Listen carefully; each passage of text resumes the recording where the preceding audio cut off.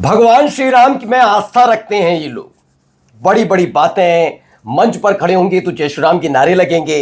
जो इनके समर्थक हैं उनको तो देखा ही है कैसे मस्जिदों के सामने नाचते वक्त भी जयकारा नहीं नारा लगाते। मैं तब भी कहता हूं जो आस्था रखेगा वो जयकारा लगाएगा और जो आस्था के नाम पर केवल तमाशा करेगा वो नारा लगाएगा। जय श्री राम मेरे लिए मेरे इष्ट देव तो है श्री राम, लेकिन इसके साथ साथ मैं उनका नाम जब लेता हूं जयकारा होता है, नारा नहीं होता। लेकिन नारा लगाने वाले कैसे राम मंदिर के चढ़ावे के साथ ही खिलवाड़ करते हैं, अब उसका खुलासा हो गया है। एक ऐसा ट्रस्ट जिससे कोई सवाल जवाब नहीं हो सकता, लेकिन उसके इंटरनल जो चीजें चल रही हैं वो निकल कर आ गई। और ये मत सोचिए छोटा मोटा मसला है, 7 करोड़ का दावा है, 7 करोड़ गायब है, चोरी हो चुके हैं। अब आप सोचिए कि राम मंदिर के नाम पर यह हो रहा है, लेकिन अपनी धर्म में आस्था रखने वाला अगर आई लव मोहम्मद कह दे तो इन्हें दिक्कत होती है। और आजकल पुलिस इसी हिसाब से काम भी कर रही है। क्या कैसे क्या हुआ वो भी आपको दिखाता हूं और दिखाऊंगा इस संबल में और क्या क्या हो रहा है, क्या हालात वहां पर बने हैं। नमस्कार, मैं हूं प्रज्वल गौतम और आप देख रहे हैं the live TV. The live TV, सच सबसे आगे। पहले जरा इसे पढ़िए। अखिलेश बोले राम मंदिर से करोड़ों का चढ़ावा गायब, सरकार की चुप्पी संदिग्ध, दावा 7 करोड़ की चोरी। पूर्व मंत्री बोले चंपत राय कसम खाए। अब यह कहा जा रहा है कि चंपत राय जो पूरे उसके सर्वे सर्वा हैं वो उसकी कसम खाएं तब बात बनेगी। आइए खा के दिखाएं कसम। क्यों ये कहा जा रहा है? क्योंकि इससे पहले भी ये सारी चीजें निकलकर सामने आई थी। जब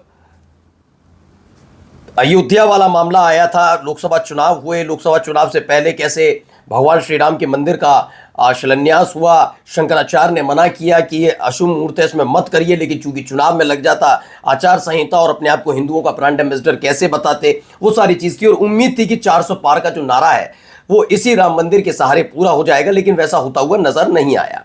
अब हालात ये हैं कि भैया कोई क्या ही पूछेगा इनसे, है ना। इनको लग रहा था। देखिए, समस्त विश्व में भगवान राम के उपासकों के लिए एक बेहद संवेदनशील समाचार है कि राम मंदिर के चढ़ावे की करोड़ों की रकम गायब पाई गई है। यह मंदिर ट्रस्ट के लिए अत्यंत शर्मनाक स्थिति है। यह कहा जा रहा है ये मंदिर ट्रस्ट के लिए अत्यंत, कोई भी सफाई देने के लिए सामने नहीं आना चाहता। न्यायालय से स्वतः संज्ञान लेने की मांग है, क्योंकि इसका सीधा संबंध वैश्विक स्तर पर समस्त सनातनी समाज की प्रभु राम में गहरी आस्था से जुड़ा है। सरकार की चुप्पी संदिग्ध है, यह कहा जा रहा है। सरकार की चुप्पी संदिग्ध है। ये अब राम मंदिर से चढ़ावा गायब होने के दावे पर क्या बोल रहे हैं चंपत राय, जरा इनको भी सुन लीजिए। सज्जनों, श्री राम जन्मभूमि तीर्थ क्षेत्र अपने भिन्न भिन्न कार्यों का ऑडिट समय समय पर करता रहता है। हुंडी काउंटिंग कमरे का ऑडिट भी होता है। हुंडी काउंटिंग कमरे का ऑडिट राम जन्मभूमि तीर्थ क्षेत्र के न्यासीगण, कार्यकर्ता और स्टेट बैंक के कर्मचारी मिलकर करते हैं। ये कार्य कई दिनों तक चलता है। यही कार्य आजकल हो रहा है। कोई भी उल्लेखनीय बात किसी के भी ध्यान में अभी तक नहीं आई है। धन्यवाद। तो देखिए, कोई जानकारी है नहीं, मना कर दिया। इन्होंने कहा कि चढ़ावा चोरी से जुड़ी कोई भी बात किसी के ध्यान में अभी तक नहीं आई है। तो ध्यान में नहीं आई है तो क्या मतलब, करिए ना, पता करिए।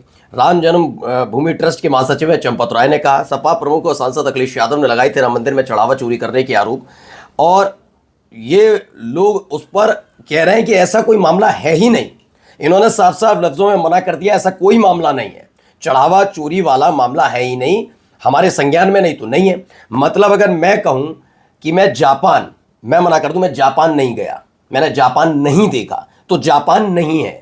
मैं अगर कह दूं कि मैं अमेरिका नहीं गया तो अमेरिका नहीं है। यानी कि चोरी अगर इन भाई साहब के संज्ञान में नहीं है तो चोरी नहीं हुई है। ये क्लियर कर दिया गया चंपत राय की तरफ से कि कोई ऐसा है ही नहीं। राम मंदिर के दान पात्र की धनराशि में गबन का मामला है। पैसों की गणना के दौरान हेरा फेरी के आरोप लगे हैं। 4 लोगों के दबोचे जाने की चर्चा है। ये अयोध्या, देखिए चंपत राय जी, परीक्षा में पेपर लीक, नाम राम मंदिर के दान पात्र में लीक, लोग कहां जाएंगे। जागरण की हेडलाइन आपके खंडन से प्रभावित नहीं है। हो सकता है कि आपकी बात सही हो, मगर बात पर भरोसा कोई कैसे करे, उसके लिए कोई तो पारदर्शी कदम उठाइए, है ना। इस पर तो सवाल उठना लाजमी था भी और है भी। मैं भी मानता हूं कि इस पर सवाल उठने चाहिए और सवाल पूछे जाने चाहिए। एक तरफ उधर है जहां राम मंदिर में के चढ़ावे में गबन का जिक्र हो रहा है, और दूसरी तरफ देखिए यहां संभल में मस्जिद पर बुलडोजर एक्शन के दौरान मिली आपत्तिजनक सामग्री। क्या कहा जा रहा है? संभल में मस्जिद पर बुलडोजर एक्शन के दौरान आपत्तिजनक सामग्री मिली है। पहला तो ये कि पुलिस के अगर बयान के आधार पर देखा जाए तो पहले बात तो वो जो वहां पर मिला तो उस आधार पर पुलिस का कहना है कि जांच की जा रही है, वो इस्लामी झंडा है या कोई और चीज है उसके बारे में पता किया जा रहा है। इस्लामी झंडा लगाना अपराध नहीं है, पहला ये समझ लीजिए, क्लियर कट बात है। हाँ, चूंकि कई बार ये देखा जाता है इस्लामी झंडे को पाकिस्तान का झंडा बताकर तमाशा करने वाले पीछे नहीं हटते, तो वहां पर भी एक खेल होता है, इसीलिए कहा जा रहा है। अब ये इसने सीधे सीधे आपत्तिजनक सामग्री का जिक्र कर दिया है। किसने? इंडिया टीवी ने। पहला, आई लव मोहम्मद कहना लिखना, क्योंकि कहा जा रहा था ना आई लव मोहम्मद, तुम कहोगे तो हम आई लव महादेव कहेंगे, तो I love Mahadev, I love Mohammad ये कहना अपराध है, आपत्तिजनक है क्या? ये बता पाएगा इंडिया टीवी? नहीं बताएगा। इस्लामी झंडा रखना आपत्तिजनक है, ये बता पाएगा इंडिया टीवी? नहीं बता पाएगा। सबसे पहले तो मैं कहूंगा कि पुलिस वालों को ही फौरी तौर पर कार्रवाई इस इंडिया टीवी के खिलाफ करनी चाहिए जिसने इस पूरे मामले को आपत्तिजनक शब्द से जोड़ा है।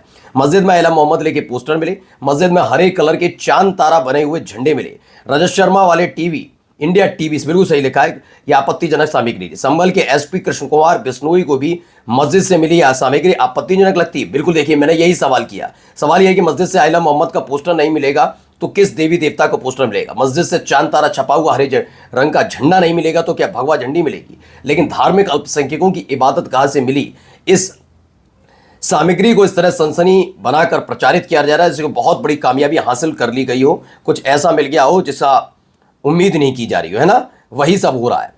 अब यहां देखिए संभल में क्या हो रहा है। भैया, हमारी एक ही मस्जिद है, हम लोग रोके हाथ जोड़ कर माफी मांग रहे हैं। हमारी कोई भी गलती ना हमें मंदिर से चामर से कोई ऑब्जेक्शन ना हमारी मस्जिद को ऑब्जेक्शन उठाना, कुछ भी है कि मस्जिद है हमारे गाँव में।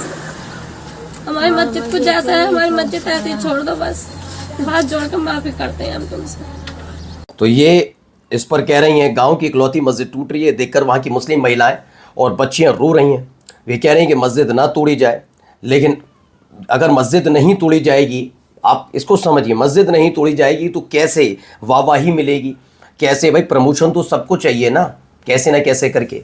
एक वो वाले भाई साहब हैं, उनको भी प्रमोट ऐसे ही थोड़ी ना हो गई, बहुत उन्होंने ऐसा थोड़ी ना कि बहुत बड़ा काम कर लिया था। प्रमोशन ऐसे ही थोड़ी ना मिलता है, बहुत सारी चीज़ें करनी पड़ती हैं। आपकी कौन सुनेगा?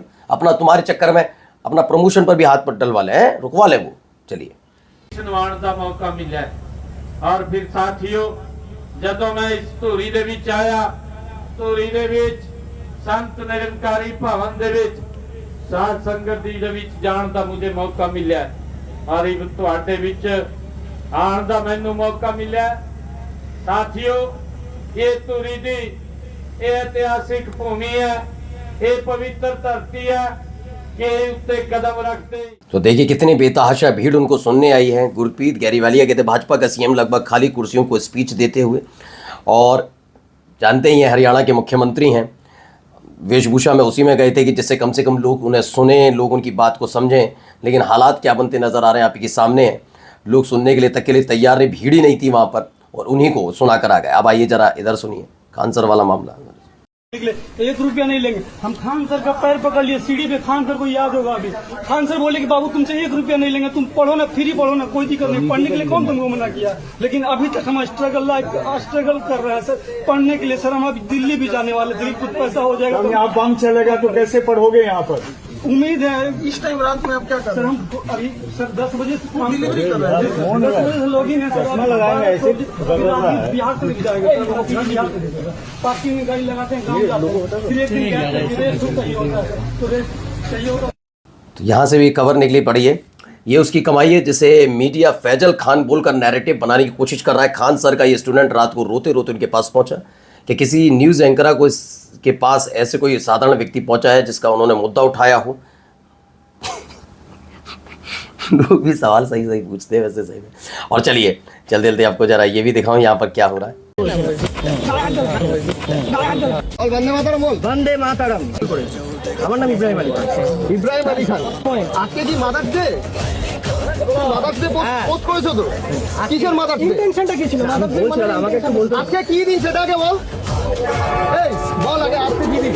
আজকে কি দিন সেটা আগে বল। মাদার্স ডে না তো পিছনে তোর পিছনে কি ছবি ছিল? तो समझे, वेस्ट बंगाल है, पश्चिम बंगाल है। इससे पहले आपको याद होगा जब उड़ीसा में गए वहाँ ये होने लगा। संयोग है या प्रयोग है? फिलहाल रुद्र सेना का ये मेंबर है, जो एक मुस्लिम यूथ है जिसका नाम है इब्राहिम अली खान। उस पर कई तरह के आरोप लगाता है और उसके बाद उसे कहता है वंदे मातरम बोलो, नहीं वो कहता है तो उसके बाद मारपीट। और ये तो चलेगा, चलो दिहाड़ी मजदूरों को दिहाड़ी मिल रही है ना, काम मिल गया है। नमस्कार।